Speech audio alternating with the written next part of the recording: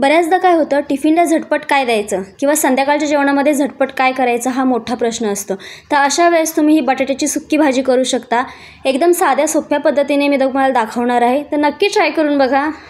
तर त्यासाठी मी इथे 4 मध्यम आकाराचे बटाटे घेतलेले आहेत। तुम्हाला किती माणसांसाठी करायचं आहे त्यानुसार तुम्ही बटाटे कमी जास्त करू शकता। मी इथे 2 माणसांसाठी भाजी करणार आहे, त्यासाठी मी इथे 4 बटाटे घेतलेले आहेत। तुम्ही तुमच्या अंदाजाने बटाटे घ्या।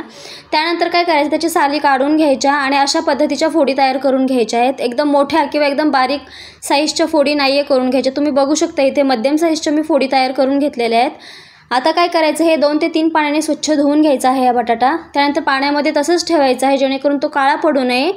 इथे मी कढईमध्ये 1.5 चमचा तेल गरम करून घेतलेलं आहे। त्याच्यामध्ये अर्धा चमचा जिरं, अर्धा चमचा मोहरी घातली, थोडंसं हिंग घातलेलं आहे। त्याच्यामध्ये कढीपत्त्याची पानं घालायची आणि 1 ते 2 सेकंदसाठी फक्त आपल्याला हे परतून घ्यायचं आहे। त्यानंतर त्याच्यामध्ये बटाटा घालायचा आहे। बटाट्याचं पाणी व्यवस्थित सगळं काढून घ्यायचं आणि मगच बटाटा घालायचा आहे, नाहीतर तेल अंगावरती उडायची शक्यता असते। त्यानंतर त्याच्यामध्ये चवीपुरतं मीठ घालायचं आहे। व्यवस्थित परतून घ्यायचं 5 मिनिटांसाठी आणि झाकण ठेवून आपल्याला एक साधारण 10 मिनिटांसाठी लो फ्लेमवरती हा बटाटा शिजवून घ्यायचा आहे। 10 मिनिटांनंतर हा बटाटा तुम्ही बघू शकता इथे अशा पद्धतीने सॉफ्ट झालेला आहे। थोडा पण पूर्णपणे शिजलेला नाही आहे, एक साधारण 70% फक्त हा बटाटा शिजलेला आहे।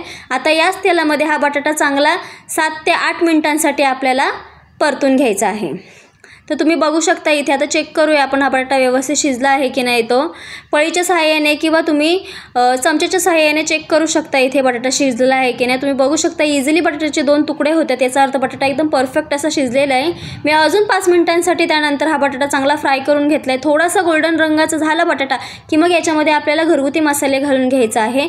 याच्यामध्ये मी पाव चमचा हळद घातलेली आहे, अर्धा चमचा कांदा लसूण मसाला, अर्धा चमचा धणा पावडर आणि इथे मी अर्धा चमचा लाल काश्मीरी मिरची पावडर घातलेली आहे। आता हा बटाटा व्यवस्थित परतून घ्यायचा आहे आपल्याला फक्त 2 मिनिटांसाठी।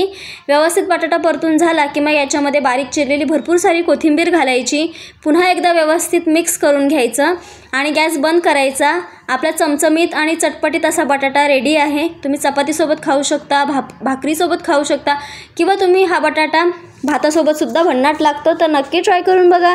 व्हिडिओ कसा वाटला हे कमेंटमध्ये सांगायला विसरू नका आणि अजून आपल्या नगरी ठसका या चॅनलला सबस्क्राईब केलं नसेल तर चॅनलला सबस्क्राईब करा। मी रोज तुमच्यासाठी नवनवीन चटपटीत झणझणीत आणि चमचमीत रेसिपीज घेऊन येत असते। पुन्हा एकदा भेटूया अशाच नव्या रेसिपीसोबत।